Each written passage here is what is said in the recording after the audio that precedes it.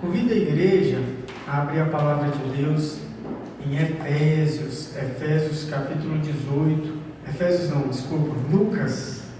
Nós lemos em Efésios, né? Vamos ali ministrar em Lucas capítulo 18, do verso 1 ao verso 8. Aleluia, Jesus.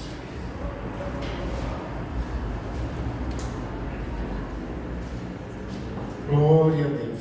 Lucas capítulo 18, do 1 ao 8, diz assim: poder ficar sentado ali. Disse-lhe Jesus uma parábola sobre o dever de orar sempre e nunca esmorecer. Havia em certa cidade um juiz que não temia a Deus nem respeitava homem algum. Havia também naquela mesma cidade uma viúva que vinha ter com ele dizendo: julga minha causa contra o meu adversário. Ele, por algum tempo, não a quis atender, mas depois disse consigo: bem que eu não temo a Deus, nem respeito a homem algum. Todavia, como esta viúva me importuna, julgarei a sua causa, para não suceder que por fim venha a molestar-me. Então disse o Senhor: considerai o que diz este juiz iníquo.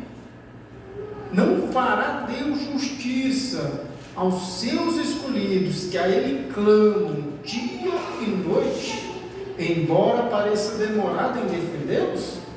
Digo-vos que depressa lhe fará justiça. Contudo, quando vier o Filho do Homem, achará fé na terra? Quando vier o Filho do Homem, achará porventura fé na terra? Que palavra poderosa, né, igreja? Hoje nós estaremos meditando sobre isso. Oh, glória a Deus, glória a Deus,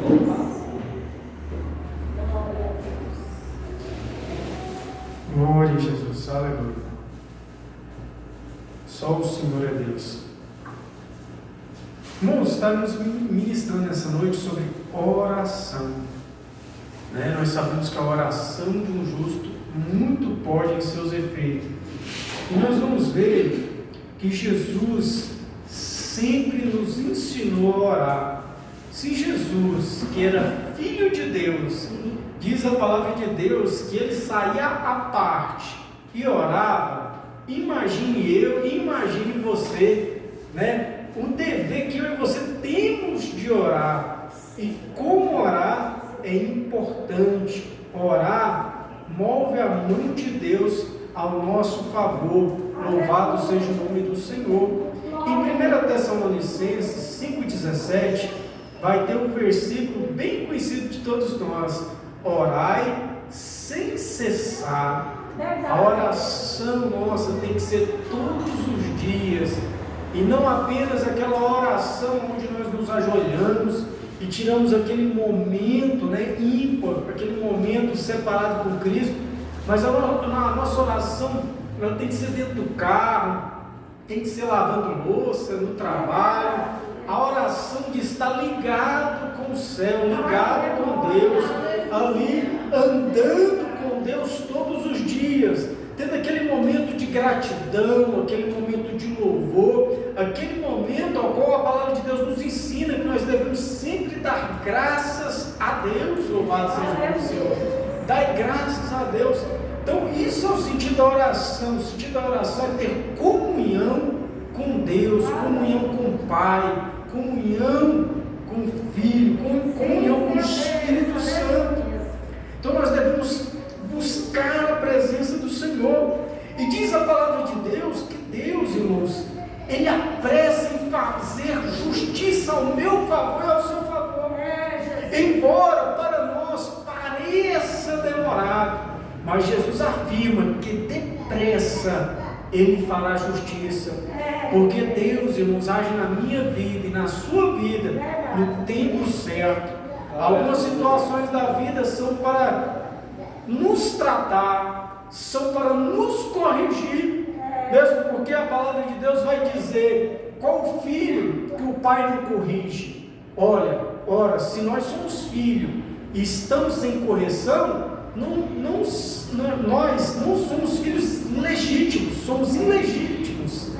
Mas todo filho legítimo recebe correção do Pai, recebe correção de Deus, né? E nós vamos crescendo em aprendizagem e sabendo que Deus anda com nós e que no momento certo Ele fará justiça. Louvado seja o nome do Senhor, ao meu favor e ao seu favor.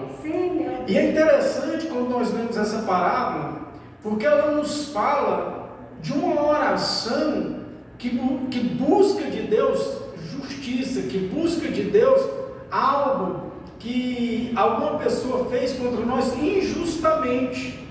É interessante porque a Bíblia vai nos ensinar em Romanos 12:19: não vos vingueis a vós mesmos, amados, mas dai lugar à ira, porque está escrito: minha é a vingança, eu recompensarei, diz o Senhor. Então a nossa oração, irmãos, não é uma oração vingativa, mas o nosso espírito de oração tem que ser como o do Pai, o de Jesus Cristo para o Pai, ao qual ele dizia: Pai, perdoa-lhes, porque eles não sabem o que fazem. Olha só a oração de Cristo. A oração de Cristo é: Pai, perdoa, porque eles não sabem o que fazem.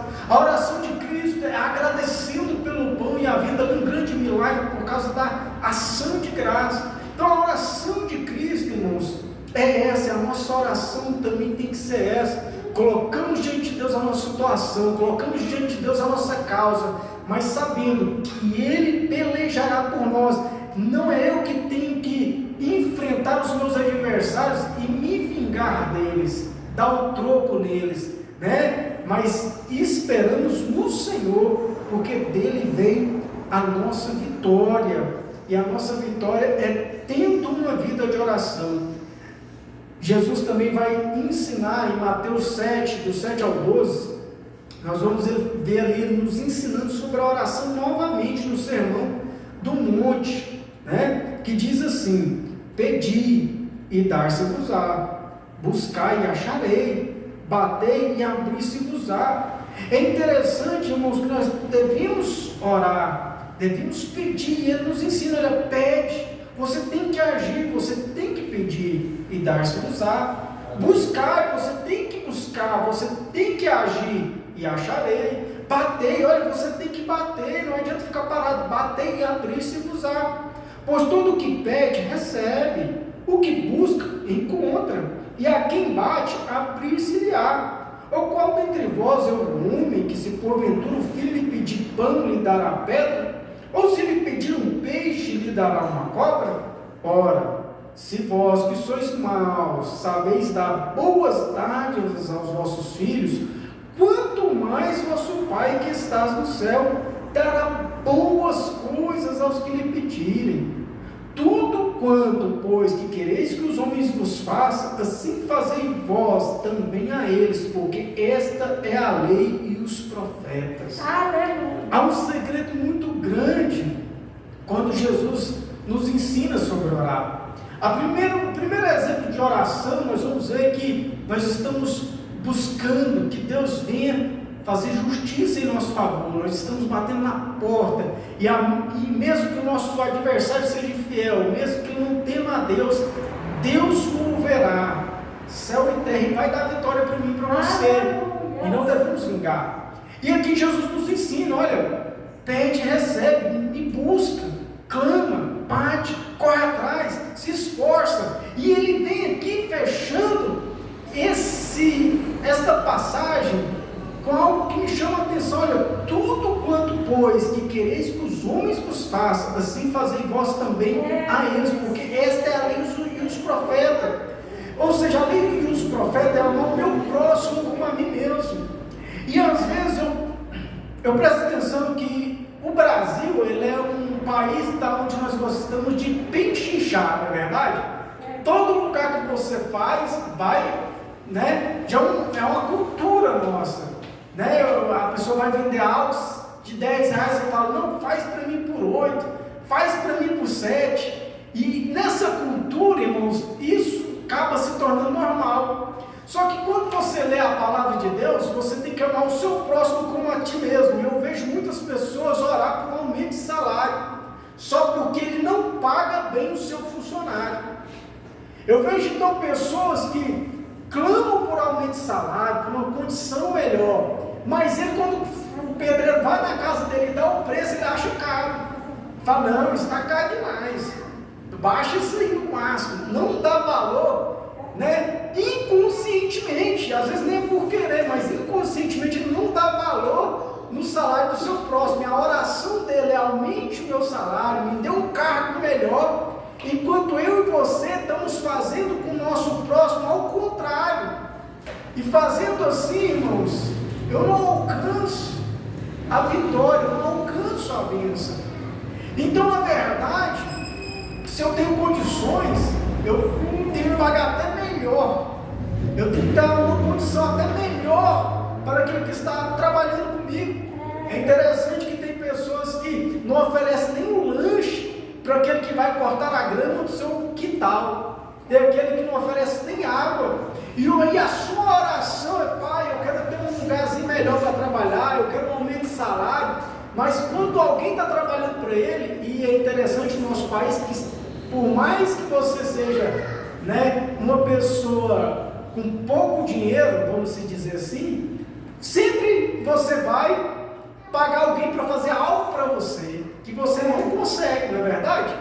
Então isso, irmãos, abrange a todos. Às vezes você pode falar: não, eu só sou empregado, eu não sou patrão. Não, todos nós somos patrão aqui no Brasil. Você tem que pagar para fazer a cópia de uma chave, você tem que pagar para cortar sua grama, você não dá conta de cortar o pé de árvore, você paga. Então, isso é interessante, porque isso abrange não só essa perspectiva do trabalho, mas abrange toda a nossa vida, toda a nossa trajetória. Então, como nós oramos buscando a bênção do Senhor, nós temos que ter em mente que devemos também fazer para o nosso próximo aquilo que pedimos ao Pai para nós. Isso é muito interessante, querer o melhor ao nosso próximo. Louvado seja o nome do Senhor. E isso vai ser de grande bênção para você. Às vezes nós pedimos: pai, eu quero ganhar algo, né? Quero ganhar, mas você nunca deu para ninguém, né? Quero uma camisa nova, não, eu quero ganhar mesmo, mas você nunca contribuiu, nunca deu para o seu próximo. Então, irmãos, começa a plantar, começa a orar, mas começa a agir, a trabalhar com amor, e Deus vai fazer milagres em sua vida. E coloquei até uma frase aqui: quer um bom salário? Pague um bom salário. Amém? A partir de agora. E ore, Deus vai te honrar. Isso é interessante porque Tiago, capítulo 4, do 1 ao 10, vai dizer assim, ó: de onde vêm as guerras e contendas que há entre vós, que há entre vocês? Não vem das paixões que guerreiam dentro de vocês? Então tudo começa, toda guerra, toda morte, toda maldade, ela vem de paixões que guerreiam dentro de nós.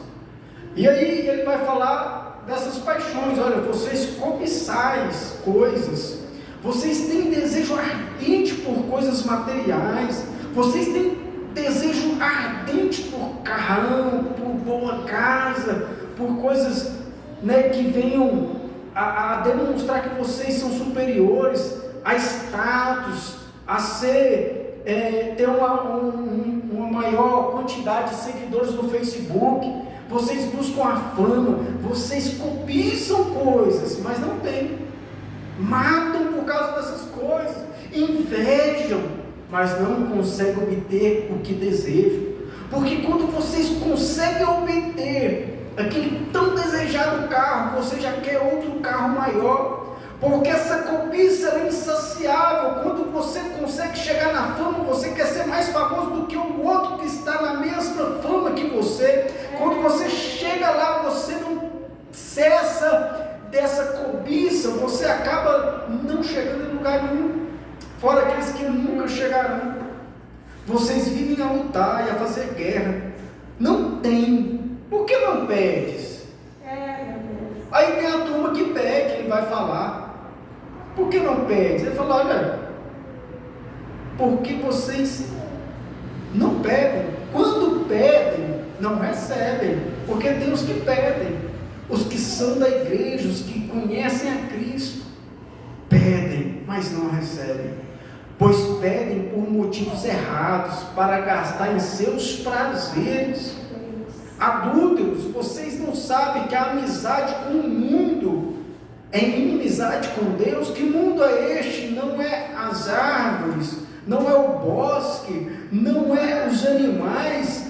Qual é este mundo? Que amizade com o mundo é essa? É com este mundo de iniquidade que está dentro de você, essa busca incessante por ser o melhor, essa busca incessante de ser o mais conhecido, de sempre estar por cima, de sempre querer ser visto. Essa busca, este mundo é inimizade. Quem busca isso é inimizade com Deus. Quem quer ser amigo do mundo faz-se inimigo de Deus. Ou vocês acham que é sem razão que a Escritura diz que o Espírito que Ele fez habitar em nós tem fortes ciúmes, mas eles nos concedem graça maior. Por isso diz a Escritura: Deus se opõe ao orgulhoso, Deus se opõe aos altos, aos grandes.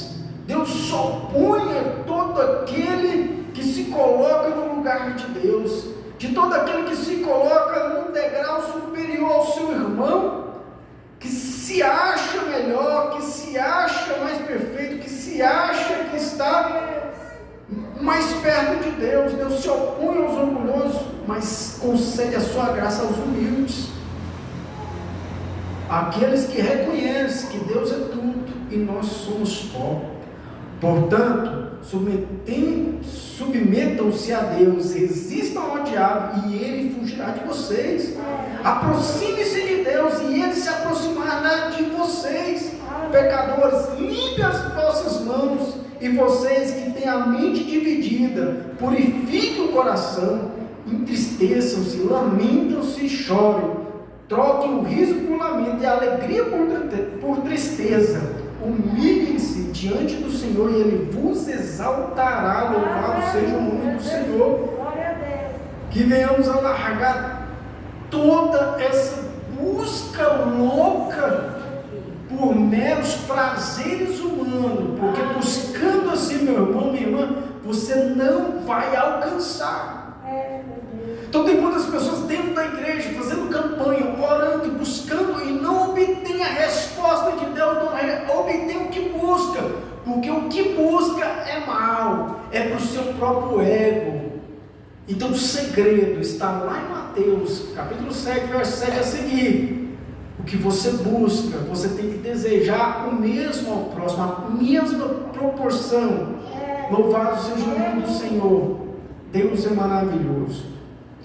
Lucas, capítulo 18, do 9 ao 14, nós vamos dar continuidade, sobre a oração. É interessante quando nós falamos de oração, nós vemos uma parte, e Jesus ele conta duas parábolas seguidas sobre a oração. E nessa outra parábola ele vai nos ensinar o que eu li aqui, que Deus resiste o soberbo, mas dá a sua graça ao humilde. Ele vai demonstrar-nos como é importante andarmos em humildade, conforme diz lá em Mateus capítulo 5, bem-aventurados os humildes de coração, porque deles é o reino dos céus. É humildade, aquele que aprende, está sempre com o coração e a mente aberta para aprender, para receber a palavra de Cristo, a palavra da vida. Ele não se acha melhor, ele não se acha que é o mais certo, mas ele sempre observa, sempre está com os ouvidos atentos, sempre, diz como Paulo, dos apóstolos: eu sou o menor, entendendo que Cristo é o maior. Louvado seja o nome do Senhor, Ele é Deus, e todos nós somos irmãos em Cristo Jesus. Em seguida, Jesus contou a seguinte parábola, que está lá em Lucas 18, 9 ao 14. A seguinte parábola: aquele que confiava em suas próprias justiças e desprezavam os demais, 2 homens foram ao templo para orar. Olha o que diz a palavra, irmãos. 2 homens foram ao templo para quê? Orar. Um deles era fariseu. Fariseu era o mestre da lei, que conhecia a palavra de Deus, que era como se fosse um pastor hoje, como se fosse um padre, como se fosse um bispo hoje, como se fosse um apóstolo. Ele era o quê? Um fariseu. E o outro, cobrador de imposto, um desviado, um homem que estava contrário. O fariseu em pé fazia esta oração: eu te agradeço, Deus, porque não sou como os demais pessoas, desonestas, pecadoras, adúlteras, e com certeza não sou como aquele cobrador de imposto. Jejum 2 vezes por semana e dou o dízimo de tudo que ganho. Mas o cobrador de impostos ficou à distância e não tinha coragem nem de levantar os olhos ao céu enquanto orava. Em vez disso, batia no peito e dizia: Deus, tem misericórdia de mim, pois sou pecador. Eu lhe digo que foi o cobrador de impostos e não o fariseu quem voltou para casa justificado diante de Deus. Pois aqueles que se exaltam serão humilhados, e aqueles que se humilham serão exaltados. Louvado seja o nome do Senhor. A oração, irmãos, é uma busca de intimidade com Deus, é uma busca por Deus, a qual Deus vai pelejar por nós e vai nos justificar diante das dificuldades, diante dos nossos inimigos. A oração é a busca daquilo ao qual nós almejamos, mas aquilo com o qual também fazemos ao nosso próximo.